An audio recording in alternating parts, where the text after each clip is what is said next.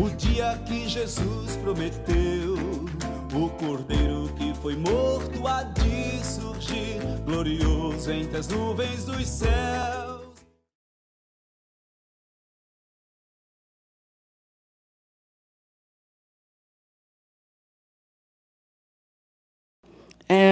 Eu sou a Lídia, eu sou missionária da Igreja Batista Esperança, lá em São Paulo.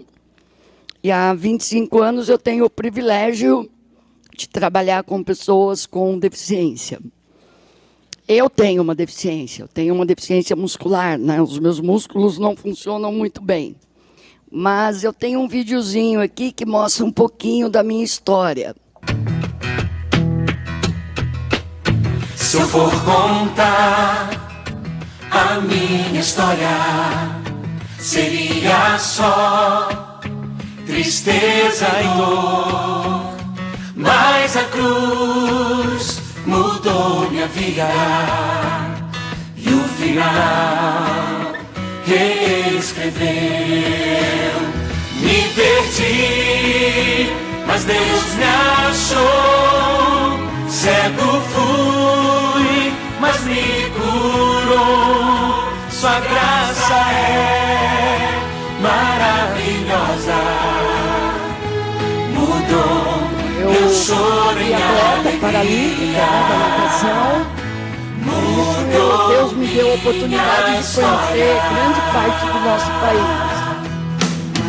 Mas Sua graça muito é além disso. para os feridos, perdidos. Aí foi o meu estágio. Alguém perguntou para mim: onde você aprendeu a lidar com deficiente? Foi aí. Foi sendo se juntar ao nosso homens.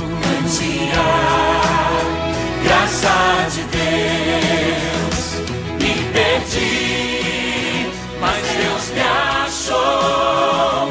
Cego fui, mas me curou. Ela já regulou lá. Sua graça é Então aí, em 96, foi quando nós começamos a evangelismo e discipulado específico com deficientes, né? Desde então, eu só trabalho com isso. E agora eu tenho o privilégio de dar seminários para ajudar a iniciar trabalhos. Esse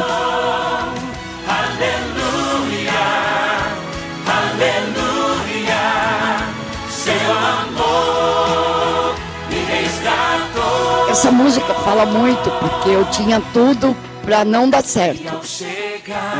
Então, o lar é o nosso braço social do ministério, é um abrigo para deficientes adultos. Esse menino, ele está comigo há 25 anos. Eu o conheço desde pequenininho e eu fui uma das madrinhas no casamento dele. Me perdi, mas Deus me achou. Cego fui, mas me curou. Sua graça é. Muitos aí nessa foto já estão na glória. Então, quando eu olho para eles, eu fico feliz, porque eu sei que eu vou encontrá-los num corpo glorificado ao lado de Cristo, né?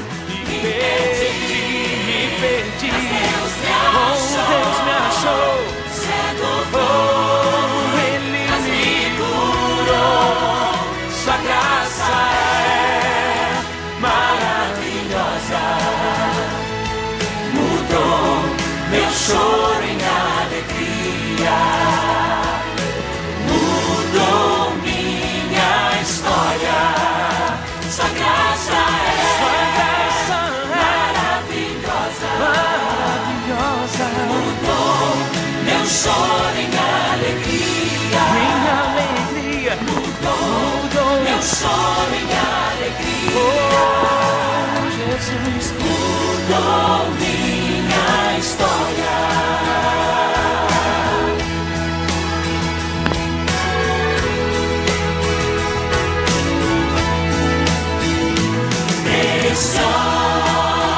Preciosa graça de oh Jesus,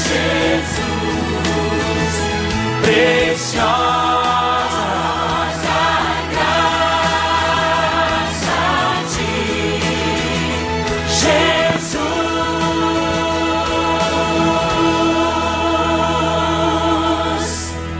Amém.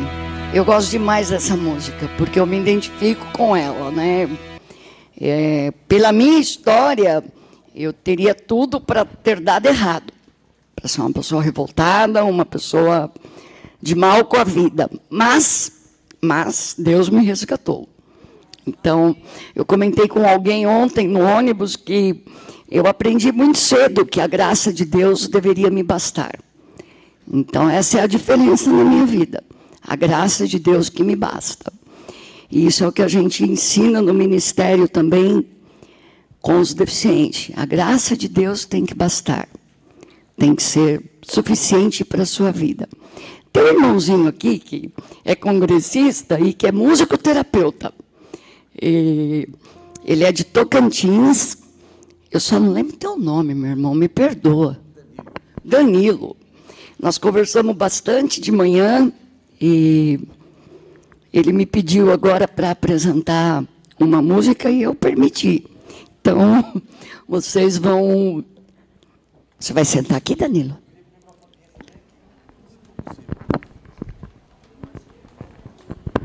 A paz a todos, irmãos. Agradeço muito a professora Lídia por confiar-me, tá bom? Espero colaborar com você. Eu fiquei muito consternado, foi um sucesso o momento anterior que nós tivemos aqui dos professores, não quero tomar o tempo, ela tem coisas muito interessantes para falar para vocês. E essa música foi um despertar para mim, que quando eu achava que sabia alguma coisa, eu vi que eu tinha que aprender muito. E é sempre assim, parece natural isso, mas quando você está diante da situação, não é natural quando você é despertado nesse sentido. E a música me transcendeu. Eu sou musicoterapeuta, eu trabalho com crianças autistas, TGD, chamado Transtorno de Desenvolvimento Geral, e outras especialidades, não dá para descrever aqui. E eu vi que Deus queria eu contribuindo nesse sentido, nesse ministério. E aí eu também estou liderando com a minha esposa o Ministério Infantil da Igreja Assembleia de Deus, o Ministério Madureira, em Palmas. E esse também é um critério que nós vamos adotar como adaptação a essa questão da inclusão, que ela tanto colabora aqui conosco. Não vou estender muito, a música chama-se Beleza Rara. Ela se deu no contexto de que eu achava que aquela criança... tinha certos problemas, alguns sofrimentos, e depois eu vi que ela estava muito feliz, eu estava muito equivocado em relação a ela, e eu é que tinha que aprender. E Deus fez um processo de contra-transferência. Eu aprendi com ela naquele dia o que aquela criança me ensinou, uma criança especial, chamada A.L. Criança com quê? Ela... Não é especial. Como é que é? Não, ela tinha um problema de uma... Criança com deficiência, a professora me ensinou agora e eu não estou inculcando aqui, estou reprovando aqui na aula da professora. Professora, é o seguinte, eu orientei a Roxana para ela... Pode ser? Pode ser. Assim a senhora não se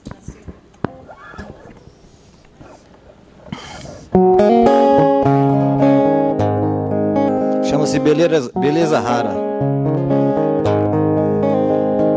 Quando eu aprender a ver o que mais interessa em teu ser, além das aparências do que os meus olhos podem ver, beleza rara que só se compara ao teu Criador, além do brilho das estrelas que há nos teus olhos, é ao fulgor, aleluia,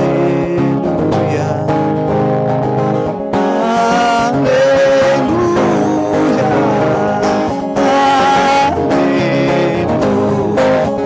aleluia. Quem te ver além de olhos naturais te quis, pra que sua glória brilhe mais, te fez riqueza de Deus que acende aos normais, que é sempre muito mais, mais feliz, muito mais, mais feliz.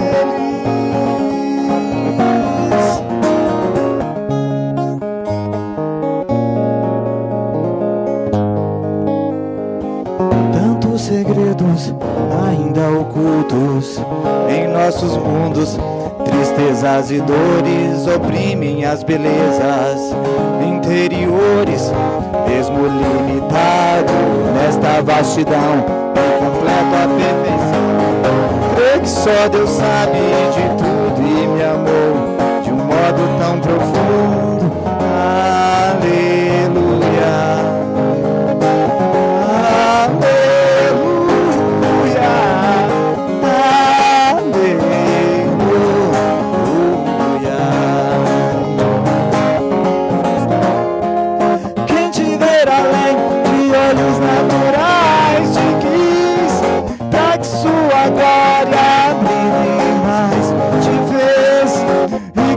De Deus que é sempre aos normais, que é sempre muito mais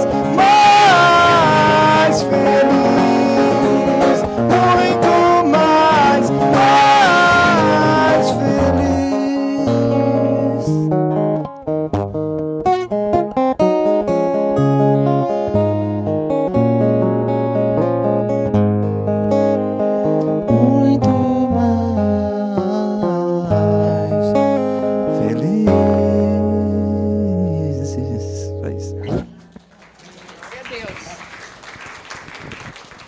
Bom, antes da gente começar, Danilo, espera só um pouquinho para a gente orar. Aí, se você quiser ir prestigiar algum outro seminário, fica à vontade, mas vamos orar. Pai amado, obrigado a Deus, obrigada pela vida desse nosso querido irmão, ó Pai, que de uma forma tão especial o Senhor usa para a tua glória, Pai. Obrigada por esse novo grupo que está aqui. Fala, ó Deus, aos corações. Completa, Pai, a mensagem da forma que cada um necessita. É o que eu te peço em nome de Jesus. Amém. Tá bom. Nosso assunto é criança com deficiência. Bênção ou maldição. Antes que eu tome uma bronca, tem que falar no microfone. Criança com deficiência, bênção ou maldição? Eu colocaria uma outra pergunta aqui. Eu colocaria: quem criou o deficiente? E vamos deixar uma regrinha aqui. Daqui a pouco você vai poder falar. Eu prometo que eu vou deixar vocês falarem. Mas tem que vir aqui, falar no microfone para poder ficar completa a fita, senão fica cortada, porque o aparelho não pega vocês, tá bom? Mas vamos lá. Filho deficiente é herança? O que diz o nosso versículo? Eis que os filhos são herança da parte do... E o fruto do ventre... Como assim? Você tem como galardão uma criança deficiente? Que galardão? Uma mãe perguntou para mim em outubro: que amor de Deus é esse que meu filho é assim? Deus é criativo. Deus é muito criativo. E Deus transforma o mal em bem. Deus pode transformar uma situação onde aos nossos olhos é ruim em algo bom, em glória. Tá? Deus criou o deficiente? Sim, Deus criou o deficiente. Ele não criou a deficiência. É bem diferente. A deficiência, ela é um DNA do nosso pecado. Do pecado de Adão e Eva. Quando Adão e Eva pecaram, o que foi que aconteceu? Entrou a morte e a doença. Então, a deficiência entrou lá no Éden. Tá? Agora, por que razão Deus permite que ela tenha um filho deficiente, ela não, ou ele tenha e o outro não? Bom, aí vocês vão perguntar para Deus. Porque o propósito é dele. Não há uma explicação. Tem algumas deficiências que até são hereditárias, mas tem deficiências que não são hereditárias. Simplesmente acontece uma em milhões de nascidos vivos ter aqui um determinado tipo de deficiência. Mas o que é deficiência? Como é que a gente define uma deficiência? A Lei Brasileira de Inclusão define de uma forma bem objetiva, o que é um deficiente. Então, olha, considera-se pessoa com deficiência aquele que tem impedimento de longo prazo de natureza física, mental, intelectual ou sensorial, o qual, em interação com uma ou mais barreiras, pode obstruir sua participação plena e efetiva na sociedade, em igualdade de condições com as demais pessoas. Eu tenho certeza que tem umas interrogações na cabeça assim, mas peraí, mental e intelectual é a mesma, são deficiências diferentes? Sim, são diferentes. Mental é quando tem uma patologia que ela pode ser medida num exame. Então, faz lá um eletroencefalograma, ele vai aparecer alterado. Faz uma ressonância, vai aparecer uma imagem diferente do que deveria ser. Então, isso é o mental. O intelectual, ele é comportamental. Então, você faz um eletroencefalograma, não tem nada. Você faz uma ressonância, não tem nada. Mas ele não tem um comportamento adequado para aquela idade. Ele não aprende.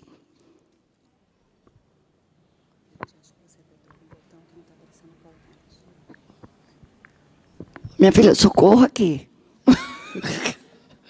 Aí é com ela, eu não sei o que eu fiz, não.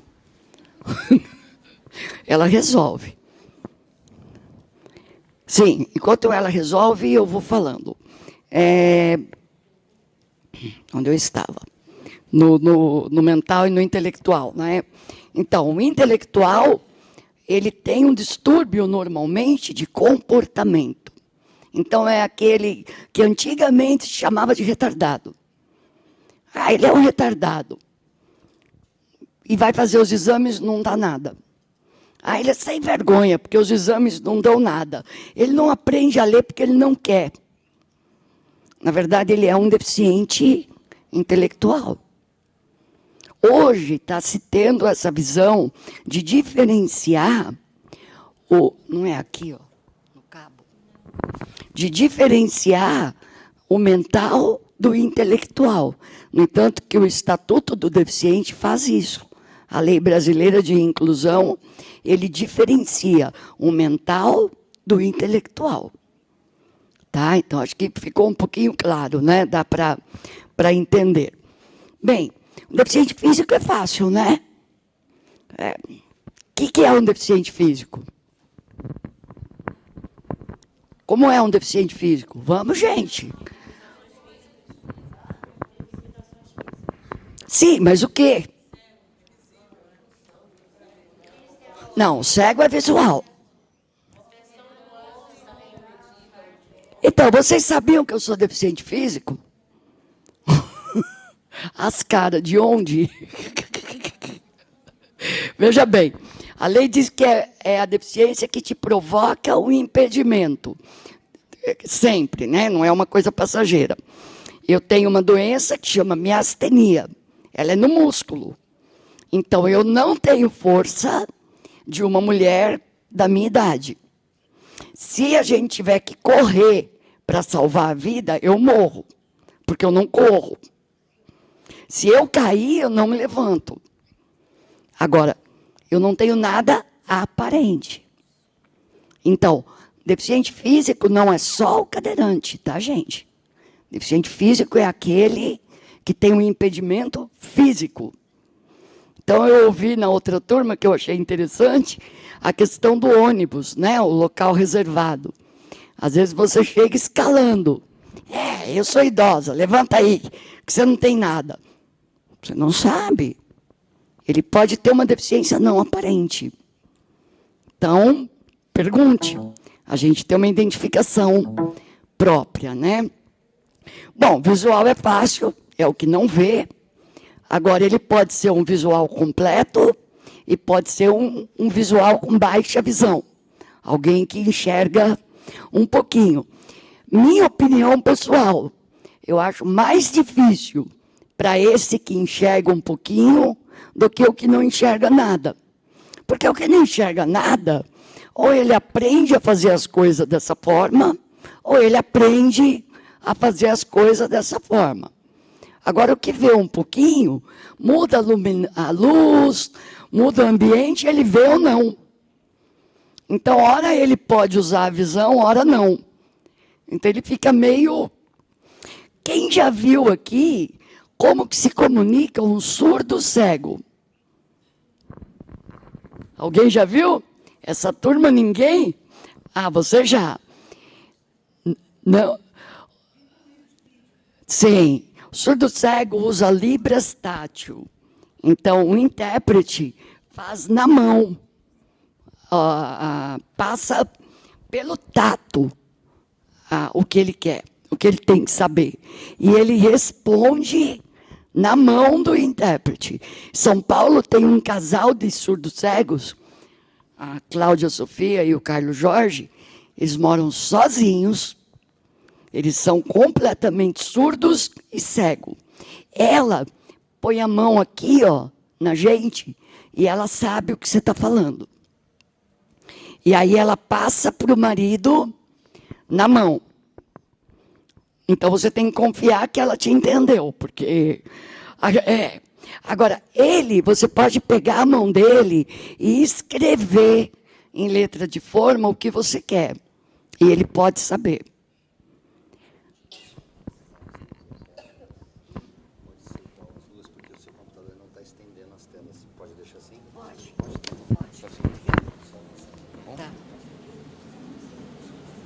Bem, vamos ver. Então, assim, e eles têm como apoio um cachorro. É muito engraçado. Quando você toca a campainha no apartamento deles, o cachorro vai lá onde eles estão e pega no calcanhar deles de um jeito diferente. Eles sabem que é para ir abrir a porta. Como esse cachorro já está ficando velhinho, eles já estão treinando mais um. Já está com um filhote lá sendo treinado. Então, veja, isso é comunicação. Tá? Não existe limite para comunicação. O surdo, todo mundo sabe, usa libras, os sinais, ou lê os lábios, se comunica. O intelectual, mesmo que ele tenha um entendimento menor, um cara de 30 anos tem um intelecto de 2, mas se você falar com ele como você fala com uma criança de 2 anos, ele vai aprender. Então, não há desculpas para nós não falarmos aos deficientes. Tem alguns termos que se costuma usar com deficientes e que não é correto.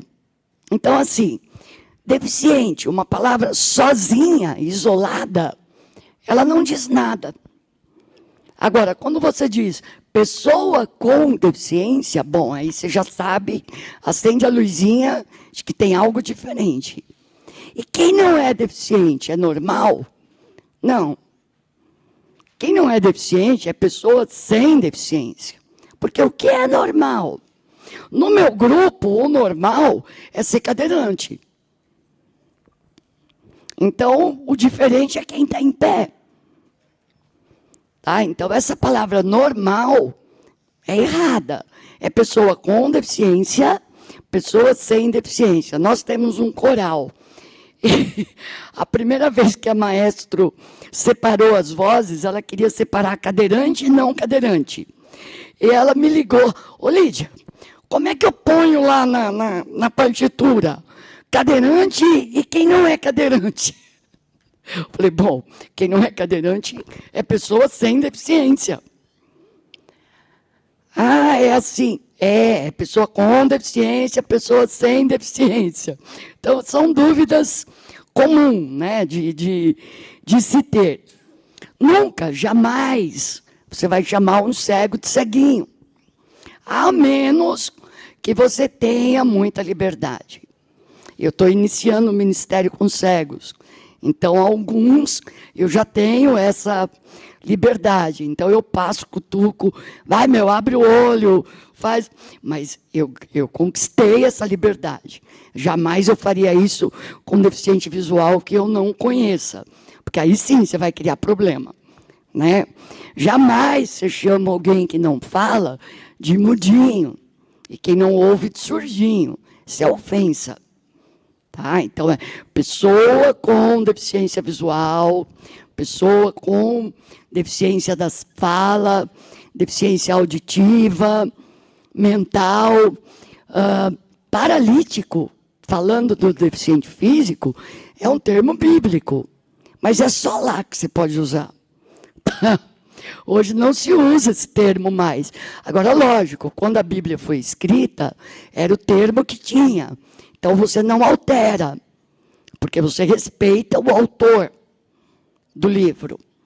Tá? Então, paralítico é um termo bíblico? É, mas usado naquela época. Tá? Então, se você está fazendo uma leitura bíblica, que a palavra que está lá é paralítico, você vai dizer paralítico. Mas não em conversa. Muito menos aleijado. Eu posso, tá? Chamar os outros de aleijado, vocês não. Né? O meu grupo me chama de coxa, por causa do deficiente na porta do templo lá, que João, o pastor disse que ele era que nem eu, ele andava mais ou menos. Então, um pouquinho de história. No Egito, os egípcios, eles incluíam a pessoa com deficiência com facilidade, porque havia muito casamento na família, de primos, tios, então nascia muito deficiente. E eles não tinham problema com criança com deficiência. Já na Grécia, que é um povo que até hoje, você fala em grego, você pensa em quê? Em perfeição, em corpo musculoso, né? Bonitão. Eles matavam as crianças deficientes. Os romanos também, porque o povo romano é um povo lutador, né? É um povo de soldados. Como é que um deficiente vai ser soldado? Então, eles jogavam no rio para que as crianças morressem afogadas.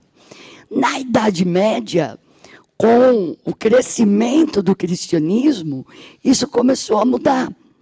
Porque quando você se converte, o que mais você tenta fazer? Amar. Né? Ame ao seu próximo como a si mesmo. Então, você começa a olhar para as diferenças de uma forma diferente. Então, nós somos o povo ideal para fazer inclusão, porque nós amamos. Devemos, pelo menos. Não é? É uma ordenança. Devemos fazer isso. Bom, tipos de deficiência nós já vimos. Assim, aqui é o gráfico. No censo de 2010, nós podemos ver que 48% da população brasileira é deficiente visual. E não é deficiente visual de usar óculos para corrigir astigmatismo, miopia, não. É baixa visão para lá. Tá? 27% tem algum tipo de deficiência física. 17% é auditivo e 8% mental ou intelectual. É um povo que não é alcançado.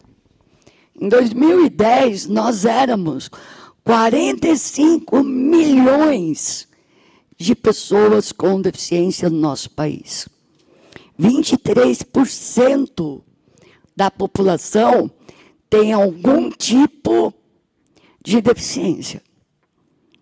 Aí eu te pergunto, quase um quarto da sua cidade tem alguma deficiência. Cadê eles? Onde eles estão? Eles não precisam ouvir do Evangelho?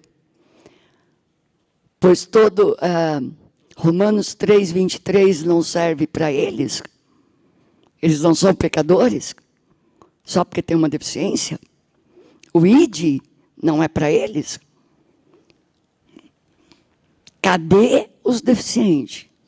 Na cidade de São Paulo, tem aproximadamente 2.000 deficientes, 2 milhões de deficientes. Só na cidade. Eu tenho só 67 comigo. Cadê o resto? Isso é para mim também, o que eu estou dizendo. Não é só para vocês, não. É para mim. Cada vez que eu olho essa estatística, eu penso, o que é que eu estou fazendo? Cadê o resto? Tá, isso é muito sério. E o mais sério, esse é meu grupo atual. Está faltando uns 10 aí, mais ou menos. O mais sério é que a mãe, a família, quando tem um deficiente, ela também é deficiente. Porque ela não é aceita. Vai na tua igreja uma mãe com uma criança, agora o famoso é o autista. Mas eu não vou nem tratar do autismo. Um paralisado cerebral, que é aquelas crianças que não falam, ficam paradinhos na cadeira, emitem um som aqui, outro ali, e babam. Porque eles não têm controle da saliva. Imagina que você vai dar um beijo numa criança dessa. Imagina que você vai dizer bem-vindo. Você vai olhar meio... Ih, tem deficiente na jogada. A mãe percebe. Agora, se você chegar para essa mãe, puxa, seja bem-vinda. Olha, eu sou do departamento infantil. Posso levar seu filho para o departamento infantil? Ela vai... Ah, mas ele não entende. Entende? Opa! Opa! Quem convence? Quem convence, gente? Então, existe um termômetro que você põe na criança e diz, ah, você deu 35, então você aprende até 35. Ah, deu 0, então você não aprende. Não existe. A nós cabe falar. Quem convence é o Espírito Santo. Agora, Deus é muito criativo. E Ele nos dá alternativas. Ele nos dá material. Basta querer. Basta procurar. Certo? A minha turma senta lá e fica meia hora ouvindo? Não. A gente respeita o limite. Eu conheço, a equipe conhece cada um dos deficientes. Nós temos uma sala de boas novas, uma vez por mês, que tem, em média, 30 alunos. Deficientes e não deficientes, tudo junto. A gente tem que falar para aquele que tem a idade intelectual de 2 anos e para aquele que tem a idade intelectual certa com a idade dele. Nós temos que criar formas para isso. Então, o que nós fazemos? Nós temos uma série de visuais, onde a gente mescla o visual do deficiente com o não deficiente. E no preparo da lição, já está preparado para as 2 turmas. Porque o ensino é o mesmo. A aplicação é que às vezes muda. Uma vez eu perguntei para uma menina de 7 anos, eu falei para ela, ela é cadeirante. Falei, você sabe o que é pecado? Sei, tia. O que é pecado? Ah, mentir, roubar, falar palavrão, aquela coisa de criança, né? Ah, e você tem pecado? Eu não. Não, eu tinha acabado de ver ela desobedecer a mãe, tá? Não, não. Você já chorou? Eu não. Nunca chorei. Falei, ah, e por que você não tem pecado? Ela mostrou assim, ela olhou para a cadeira e falou para mim, eu sou uma alma evoluída. Falei, só se for para fazer arte, criatura, porque ela era bem danada. Falei, peraí, você nunca desobedeceu sua mãe? Eu não. Falei, não, o que é que você acabou de fazer ali? Porque eu estava junto quando aconteceu. Aí ela se fechou e eu terminei de falar o que Deus pensa do pecado e não fiz apelo. Deixei. Nós íamos ficar para o culto e o coral ia cantar e ela participava do coral. Então, na hora do apelo, no final do culto, eu vi um dedinho subindo no meio das cadeiras. Tá? E eu pulei algumas cadeiras de roda para chegar nela. O que você quer? Eu quero aceitar Cristo. Tá, então, gente, isso é sério. O deficiente, a criança com deficiência, ela pode crer da mesma forma que qualquer pecador. Lógico que você vai usar estratégias, lógico que você vai usar material adequado. Você não tem, usa criatividade. Deus te deu um cérebro. Vai na internet, que você vai achar. Vocês têm uma vantagem. Há 25 anos atrás, eu não tinha a internet tão eficaz como ela é hoje. E nós estamos aí com 25 anos de ministério. A minha primeira turma cresceu, casou e está tendo filho. E se formando na faculdade. Tá? As mães, as famílias estão dentro da igreja, gratos, porque encontrou um lugar que a aceitava com o filho dela. Tá? Eu vi alguém erguendo o dedo. Quem foi? Foi você? Vem cá, tem que falar aqui. A menina ali falou que tem que falar aqui. Então, vem cá. Não sou só eu. Olá, tudo bom? Uma pergunta. Como a gente deve... A situação, quando a gente recebe uma notícia de como tratar a família, de como cuidar dessa família. Eu estou falando porque há poucos dias nós tivemos a notícia e que minha irmã está grávida de 6 meses, e aí foi feito os exames e aí foi descobriu, né, que ela tem uma patologia que é mal de patos. Pato.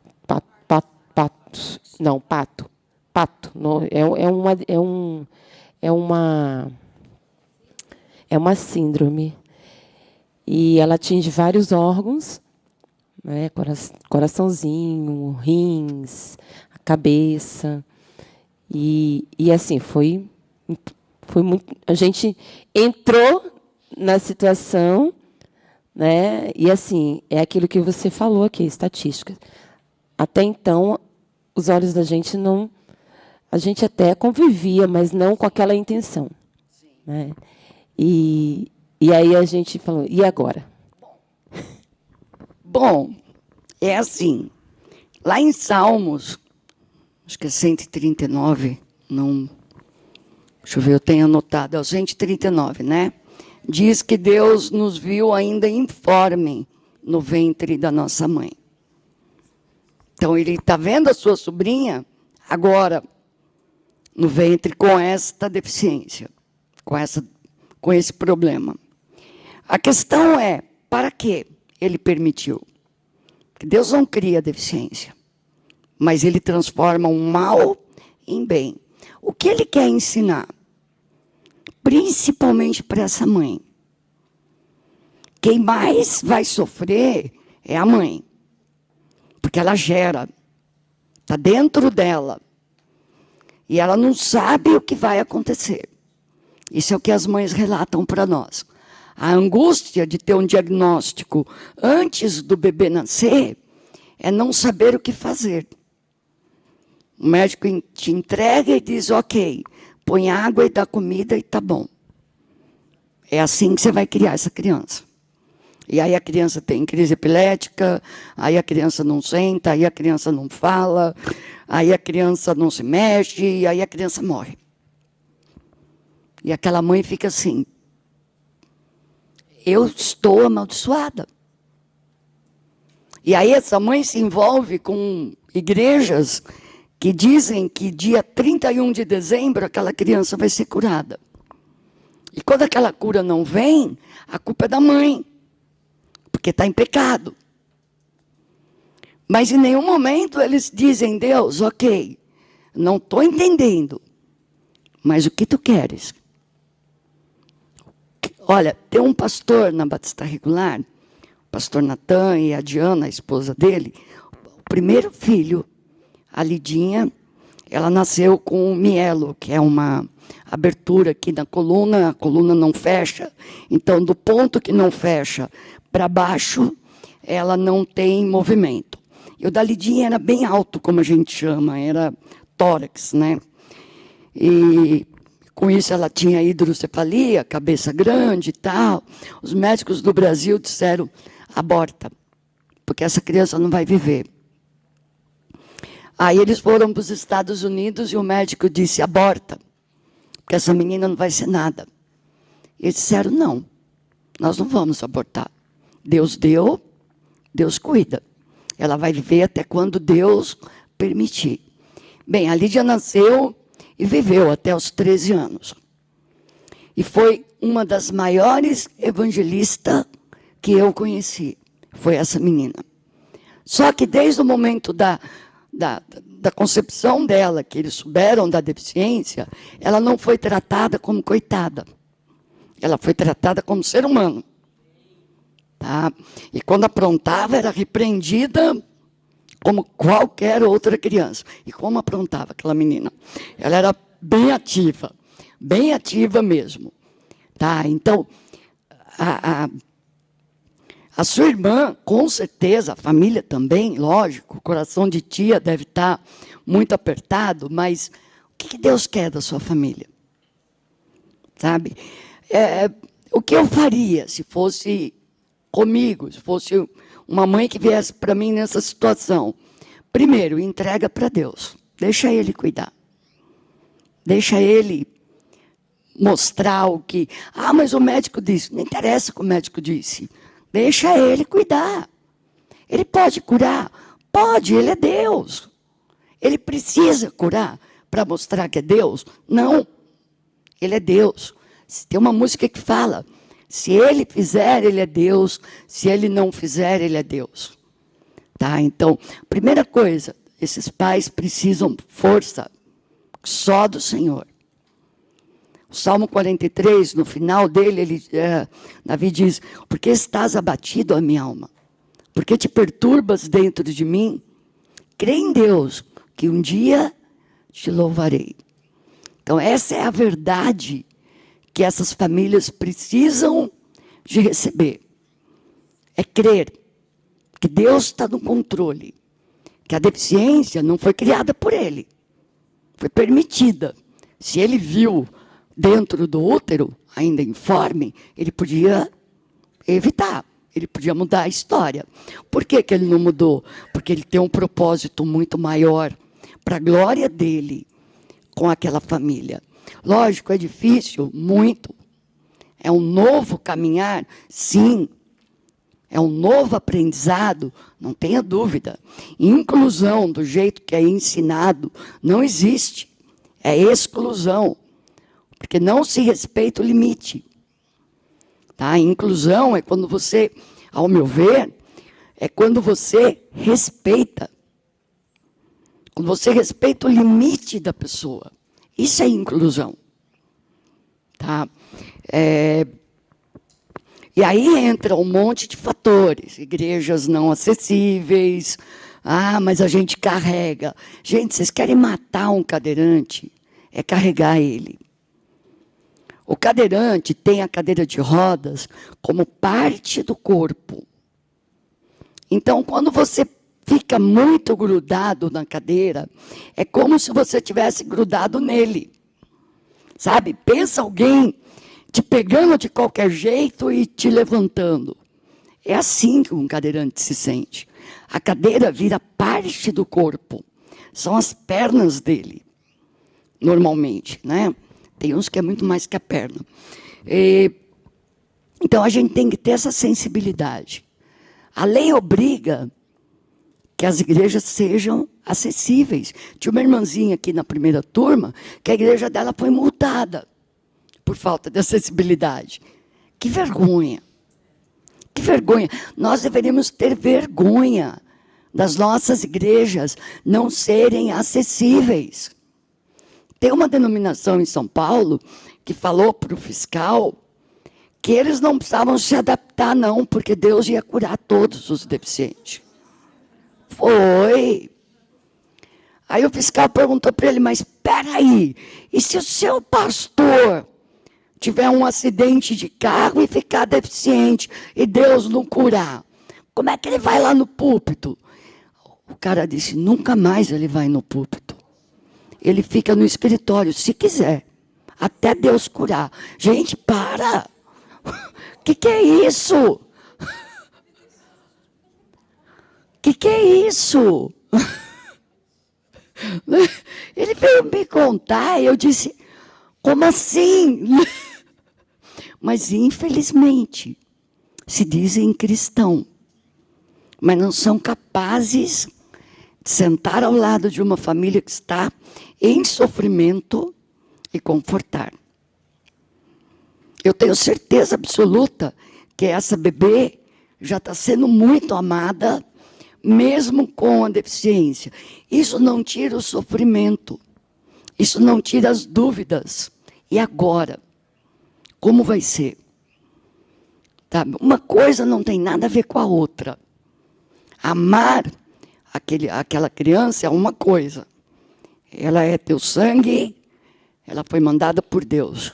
E outra coisa é o sofrimento que o nosso lado humano sente. Tá? Então vocês não podem confundir. Tem alguém que quer fazer mais alguma pergunta? Ou vim aqui na frente e assustou vocês? Eu acho que o povo não gostou de vir aqui na frente, não. Vem cá, para aparecer. Rapaz, a pergunta que eu tenho, uma criança terminal, como lidar com essa criança? Ô, turminha boa, viu? As perguntas da outra turma foi mais simples. Tá bom. O que eu ouvi de uma criança uma vez? Morrer dói. Por quê? Não, mas aí é como um sono para alguns. Para alguns. O que eu fiz com aquela criança? Ela não estava terminal, mas o medo dela era a morte. Eu fiz o check-up. Tá bom, se você morrer agora, para onde você vai? Para o céu? Ele ainda fazia assim com a mão. Por que você vai para o céu? Ué, porque eu já aceitei a Jesus. Bom, então eu tenho certeza absoluta que para você morrer não dói. Porque a Bíblia diz, os que dormem no Senhor. Tem um outro trecho que diz, ausente do corpo, presente com Deus. Então isso não pode ser ruim. Agora, para quem não é salvo, há relatos de pessoas que dizem que a porta do inferno se abre. Eu não sei, eu nunca morri. Quando eu morrer, eu vou ver Deus. E não, né? Então, se eu tenho certeza da minha salvação, o resto é resto. Mas como tratar com uma criança terminal? Então, se ela não está conversando, que depende do estado, uma coisa que ajuda muito são músicas tranquilas. Então, escolha músicas que tenham mensagem, para que ela entenda que ela um dia vai morar no céu. Eu tratei da família, eu tratei da irmãzinha menor. A mais velha ia morrer, era certo, só não sabia quando. E tinha a menor de 6 anos, com deficiência também, que tinha que ser preparada para o fato. Então, como que eu preparei ela? Contando histórias do céu, e que um dia todos nós íamos morar no céu. No dia que a Gigi partiu, a Jéssica estava comigo, na minha casa, com as minhas sobrinhas. Eu que dei a notícia. Então, eu comecei, né? Então, Jéssica, falei, como é que eu vou falar para uma criança de 6 anos que a outra morreu, né? Falei, então, lembra que eu contei a história do céu? E minha sobrinha pequenininha assim, que tinha acabado de perder a bisavó.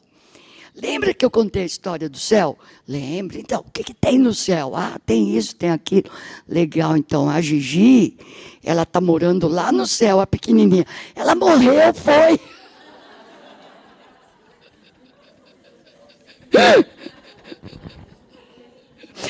A Jéssica, não. Falei, não, morreu.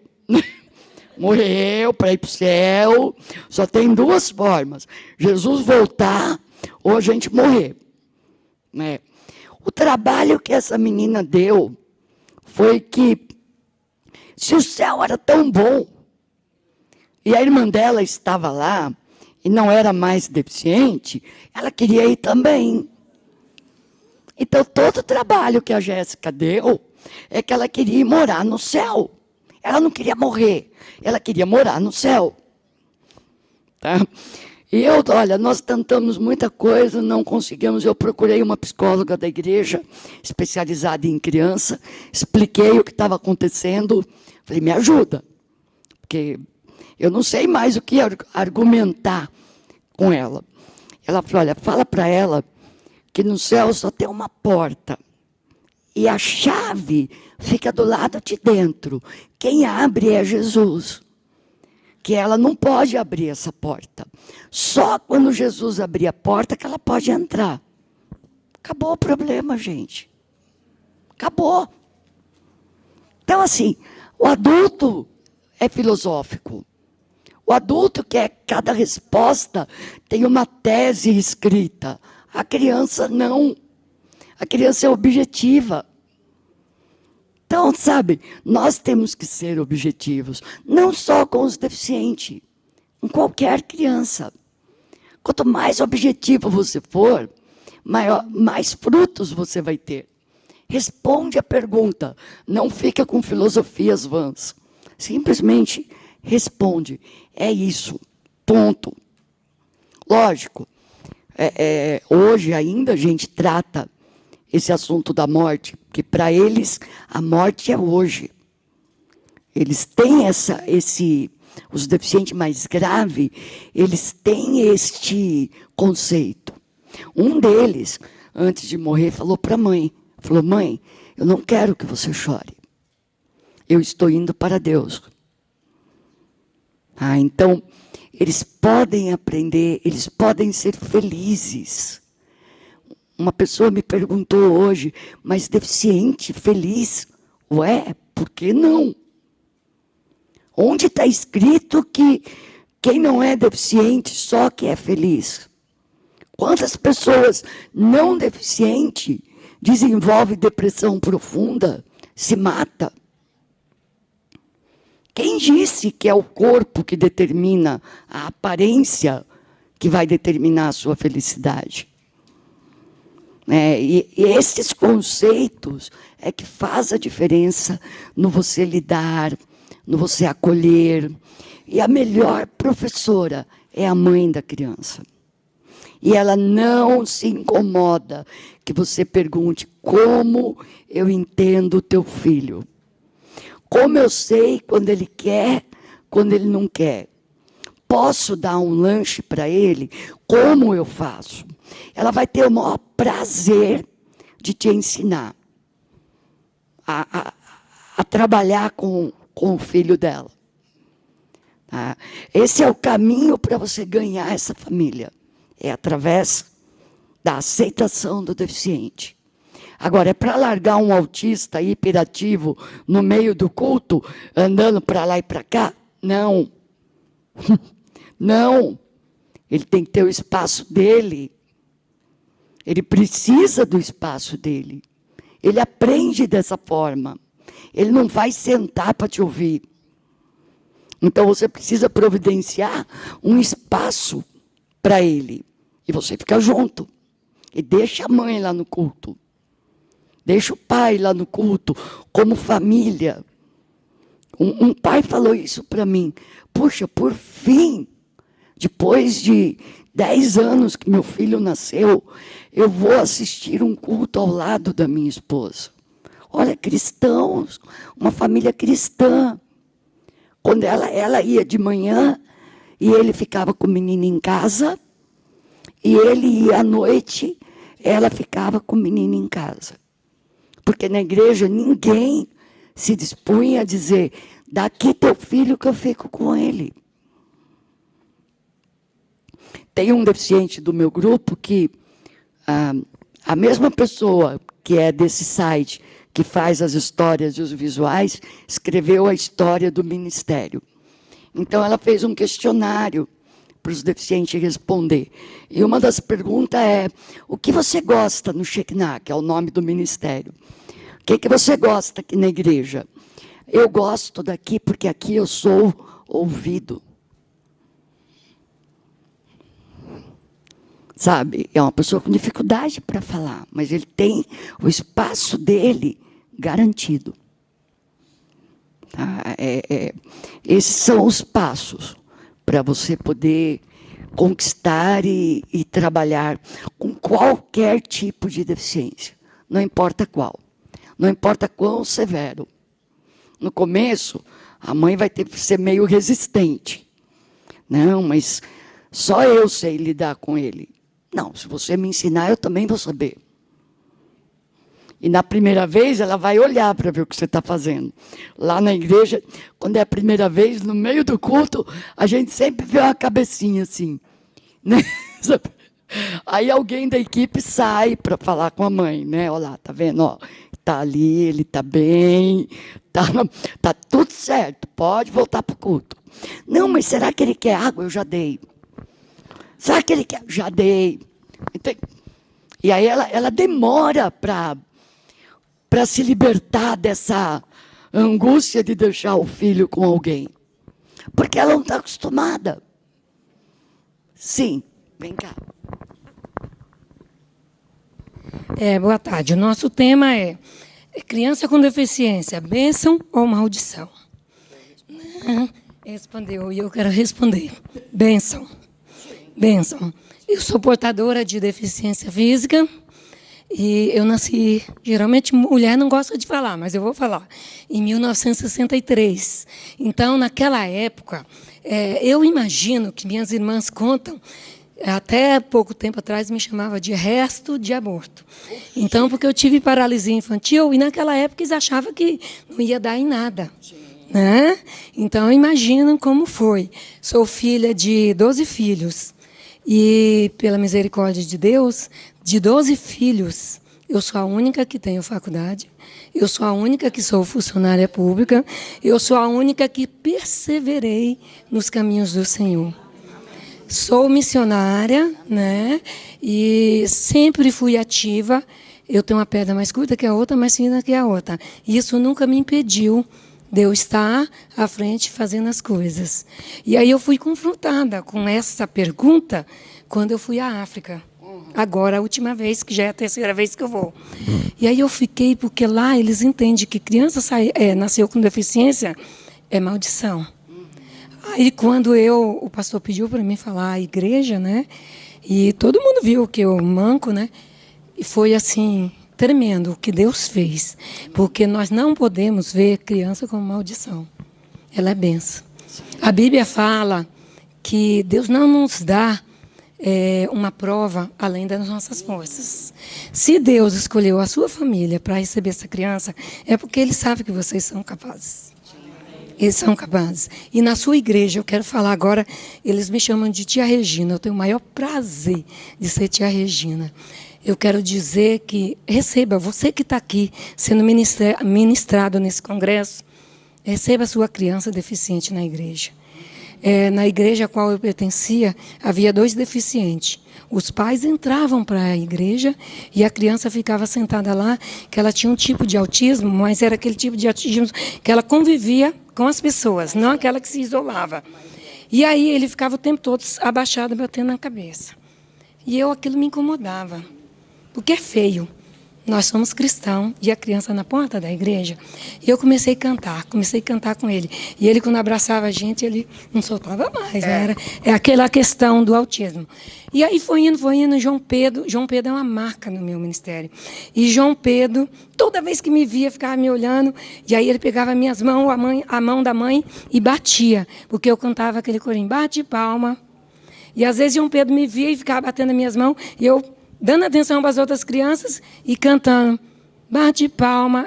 E naquele momento que eu estava cantando com ele, eu ministrava. Jesus, eu quero ver João Pedro pelo menos falando. João Pedro pelo menos falando. Há 2 anos atrás, eu saí dessa igreja e há 2 anos atrás eu fui convidada para ir a um batismo. Aí eu falei, não vou não, porque... Não, mas a gente quer que você venha, que vai ter um almoço, tal. Quando eu cheguei lá, quem estava batizando? João Pedro. E João Pedro veio e me abraçou, e aqueles abraços com misericórdia. Eu muito magra, né? E aí eu fiquei tão emocionada, porque para a família dele era maldição. Era pecado do pai e da mãe. E eu quero dizer que hoje, para vocês, não é maldição, é bênção. Amém? Amém. Amém. Então, aquela estatística que foi mostrada, a gente precisa mudar, né? Eu oro e o meu maior desejo é não ter que ministrar um seminário como esse, porque todas as igrejas já estão trabalhando com deficientes. Talvez você veio aqui buscando uma fórmula mágica, e não existe, tá bom? Eu tenho que te dizer que não existe. Não é... Trabalhar com deficiente é uma caixinha de surpresa. É Kinder Ovo, sabe Kinder Ovo? Aquele chocolatinho. Cada vez que você abre tem uma coisa diferente. Isso é trabalhar com deficiente. Ah, então eu não me planejo? Não, não é isso que eu disse. Não é isso. Mas espere resultados eternos. Espere resultados com Deus. O maior resultado de um professor é chegar lá na glória. Seja deficiente ou não deficiente. Você chegar lá na glória e alguém disser obrigada porque você me levou a Cristo.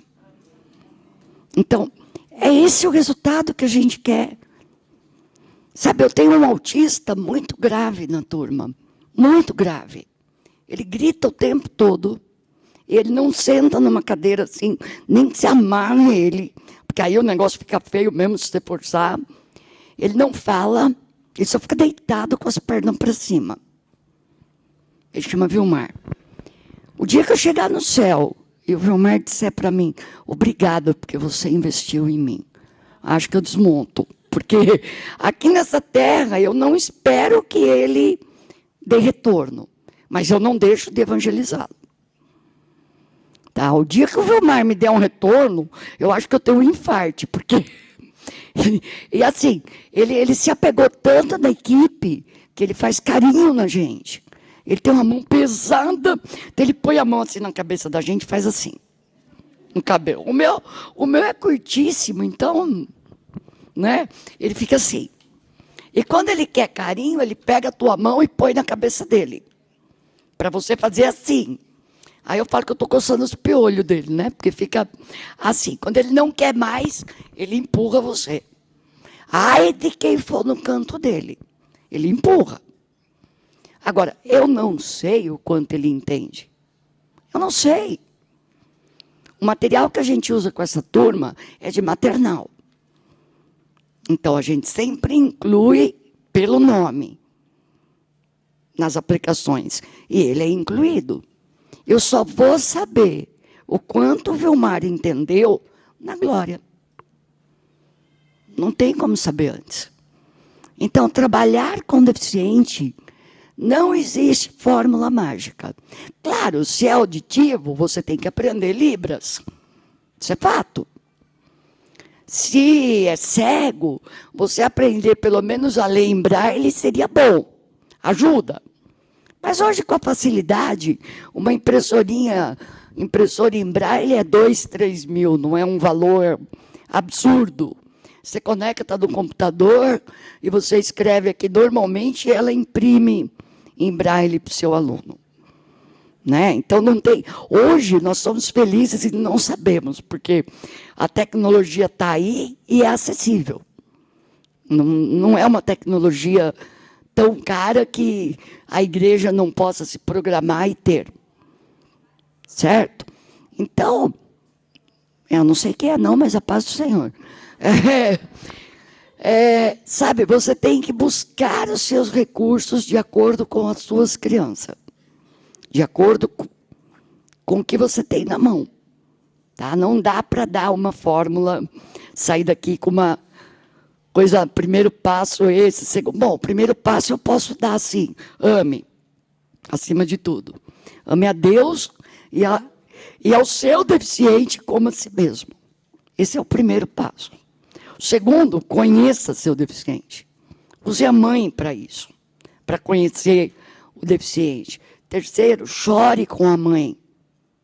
Deixe ela saber que você entende o que ela passa, que ela vive um mundo diferente do seu, que você não sabe como é, mas que você está ali.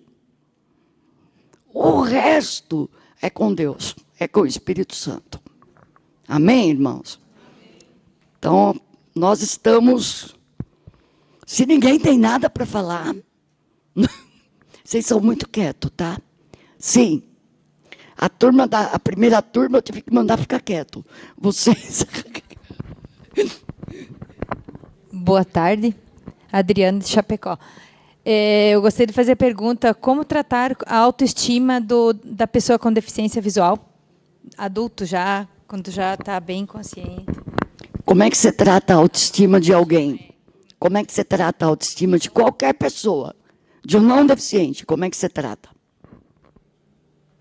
Não, estou falando não. Não, responde. Como você trata uma pessoa não deficiente que tem autoestima baixo? Como você trata? Tem que gastar tempo com a pessoa, desenvolver uma amizade. Né? Que mais? Porque eu participei de uma oficina de deficiência visual e também visitei a instituição lá na nossa cidade. E a gestora da instituição falou que a deficiência visual deixa a pessoa muito, até pela limitação que tem, a não ver a parte física deles como uma coisa a ser trabalhada, a ser cuidada, né, em termos de alimentação e tudo. Então, e contribui também a autoestima deles baixa por eles não se verem com os olhos físicos. Olha, ao meu ver, você trata exatamente da mesma maneira que você trata qualquer pessoa com baixa estima. Tá? Ele tem que reconhecer os valores dele e que não é porque ele não enxerga que ele não tem valores. Como é que você faz alguém reconhecer os valores? Elogiando, mostrando. Olha, puxa, você tem um cabelo lindo. Isso é valorizar. Olha, você, sei lá, me ajudou aqui muito bem. Na alimentação eles comem muito, né? Até lá tem a refeição pública, né?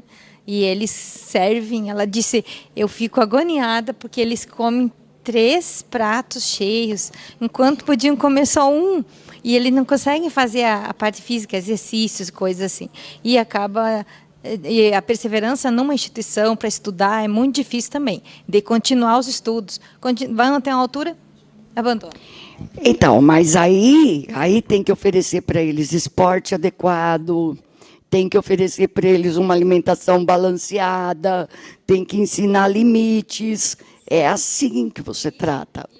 E daí eu contribuiria, né, que a gente vai oferecer lá também, a visita voluntária para falar do amor de Deus, porque sem o amor de Deus, ele nunca vai ter autoestima.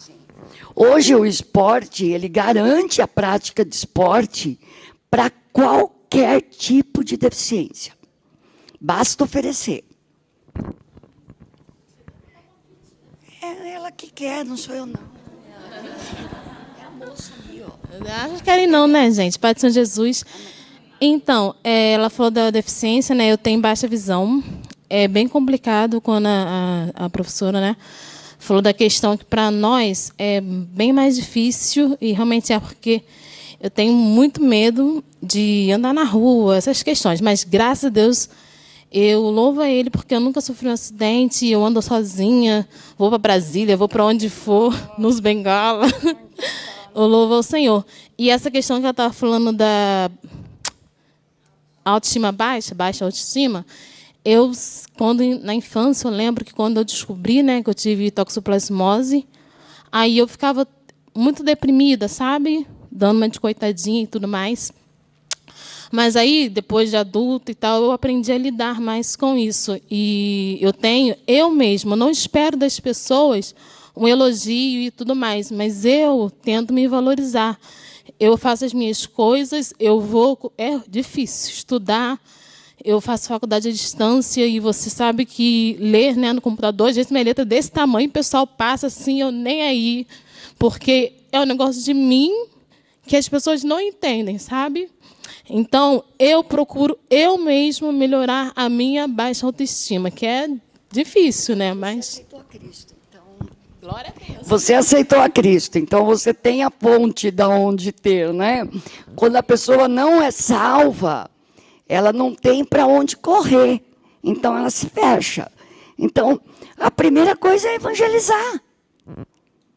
Sabe? É evangelizar. Se ela entender que ela é criatura de Deus e que Deus a ama a ponto de ter mandado Jesus para morrer naquela cruz por ela, ela vai se valorizar. Olha que valor que Deus dá para a vida dela.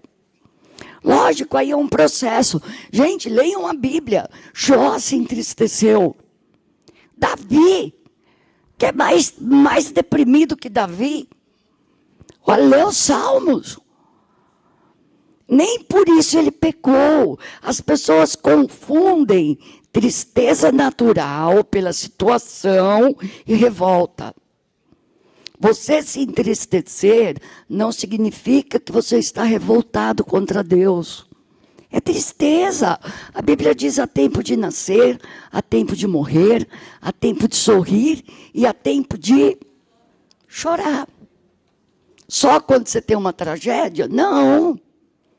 Quando você está triste. Agora, vocês vão sair por aí chorando, feito uns doidos? Não, né? Mas se tem uma pessoa que te entende, é Deus. Quantas vezes eu me pus na presença de Deus na minha adolescência e questionei a minha deficiência. Eu lembro que eu falava para Deus: mas Deus, eu te sirvo, eu fui mensageira do rei, eu era muito atuante na igreja, e tinha dia que eu tinha coisa para fazer na frente e eu não podia, porque eu estava sem força para ficar em pé. E eu dizia: Deus, por quê? Não é por quê, é para quê? Sim, o Nick que não tem os braços nem as pernas. Sim, porque é assim, gente. A diferença é Jesus na vida. E como que eles vão saber se não tem quem fale? Então, nossa obrigação é falar. Pai do Senhor, meninas. Meninos também, perdão. Eu tenho na minha igreja uma criança que ele tem hiperatividade. Todas nós já percebemos, os membros da igreja já percebemos, só que a mãe dessa criança não admite essa deficiência da criança. E ela acha que temos que tratar essa criança, claro, ela é igual, mas tem eu creio que tem um exercício, tem que ser específico, tem que ser um tratamento mais específico, até porque quando ele está na salinha, ele é muito agitado. Então, ele acaba agitando todas as outras crianças. E quer bater, e puxa a cadeira, e rasga os trabalhinhos das outras crianças. Só que quando a gente começa a fazer um tratamento diferenciado com essa criança e a mãe vê isso, a mãe acha que nós estamos fazendo diferença do filho dela. Mas o que vocês fazem de diferenciado? A gente, no caso, a gente pega uma tia e deixa à disposição dessa criança para poder levar trabalhinhos para ele, com mais desenhos, ou com uma história mais longa, isso, mais atividades para ele. O mesmo tema, mas com mais coisas. E a mãe percebe, e ela não admite. Então, eu não tenho nenhum hiperativo, não, mas, quer dizer, até tem, mas como é deficiente físico junto, então não tem como sair correndo. Mas o problema sempre é a mãe, tá? Ela é o problema e ela é a solução. A criança nunca é problema, nunca. O problema é a mãe. Porque a mãe, ela quer ter um filho perfeito. Quando você pensa assim: eu vou ser mãe, você idealiza uma criança bonitinha, limpinha, cheirosinha, gostosinha, que todo mundo vai fazer assim. Aí nasce uma coisa deformada. Desculpa a expressão, mas não tem outra. A mãe olha e fala: mas eu tenho que amar meu filho. Mas as pessoas não conseguem ter essa reação. E ela percebe. Tá? No caso do hiperativo, ela não quer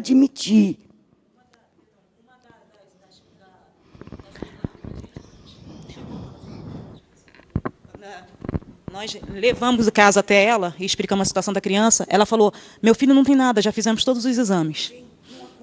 Então, ele não tem nada, ele é apenas uma criança levada. Levada demais. Quer dizer, ela não admite, realmente. Vocês vão ter que, assim, sabe o tio Google? Já ouviu falar do tio Google? Vai lá e pesquisa como tratar a hiperatividade de uma criança. É atividade em cima de atividade que você tem que dar. Talvez pôr ele como seu ajudante, sabe? Alguma coisa que envolva ele, para ele ficar, não perturbar as outras crianças. Dá responsabilidade, dá... Ao invés de você dar tudo na mão dele, dá responsabilidade. Não, só orando, para ela enxergar. Ela pode até ter visto, mas não quer admitir. Só orando. Mais alguma coisa? Sim, você é a próxima. Vem cá. Olá, eu sou Juliana de Blumenau. É o seguinte, eu tenho 6 crianças na minha igreja. 2 têm autismo, 1 síndrome de Down. Uma foi adotada e ela deve ter uns 12 anos, mas assim, o cérebro é 4 anos de idade, 5. Isso, e eu tenho uma com paralisia cerebral. Essa paralisia a gente deixava lá no culto, com um berçário, só brincando. Me envergonho, então essa dali vai vir agora caçá-la junto conosco.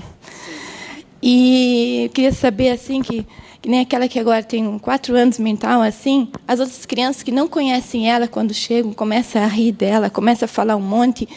Como é que eu explico isso para as crianças? Como é que, para não ofender ela também? Sim. Eu costumo usar, quando eu vou tratar com crianças, a diferença, a mão. Nós temos 5 dedos, não temos? Cada um é diferente do outro. Nenhum é igual. Então, normalmente, eu uso a mão com as crianças. Olha, Deus criou sua mão assim, não é? Mas põe perto da minha. Não é diferente? É. Deus cria pessoas diferentes. Do mesmo jeito que sua mão direita não é idêntica à esquerda, porque não é, tem sempre uma diferençazinha, Deus cria pessoas diferentes. E ele fica... O que você está fazendo é pecado, porque você está entristecendo o seu amiguinho. Então, esse é um exemplo simples, que costuma funcionar com criança. Volto a dizer, adulto gosta de filosofar, criança não. Criança é prática. Tá? Então, é uma forma de você explicar as diferenças. Não só física, mas de cor, diferença de tudo. Tá?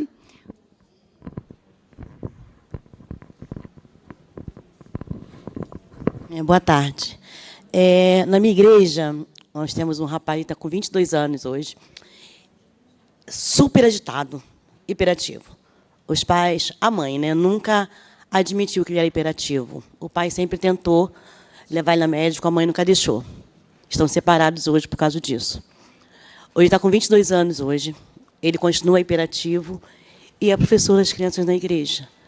Só que ele consegue atrapalhar muito a aula das crianças, mas nós também não podemos tirar ele da sala, que é aquele menino que é prestativo, porque você pede, ele faz, mas na sala de aula, ele gosta de ajudar as tias. E aí? Aí você tem que pôr regra para ele. Você tem que pôr regra. A regra que ele não tem em casa, ele tem que ter lá. Então, meu filho, ou tu me ajuda se comportando, ou você não vai poder mais ficar com a tia. Simples. Funciona, viu? Põe regra. E cumpra. A primeira vez que ele não respeitar a regra, você pega ele pela mão e diz, ok, você vai assistir o culto com a sua mãe. Porque você não cumpriu a regra.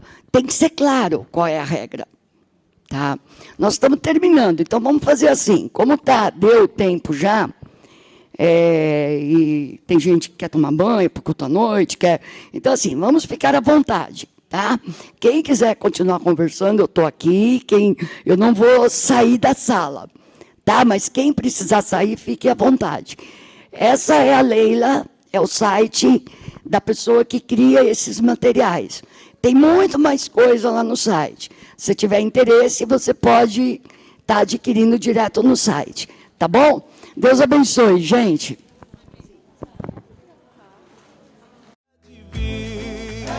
O dia que Jesus prometeu, o cordeiro que foi morto há de surgir, glorioso entre as nuvens dos céus.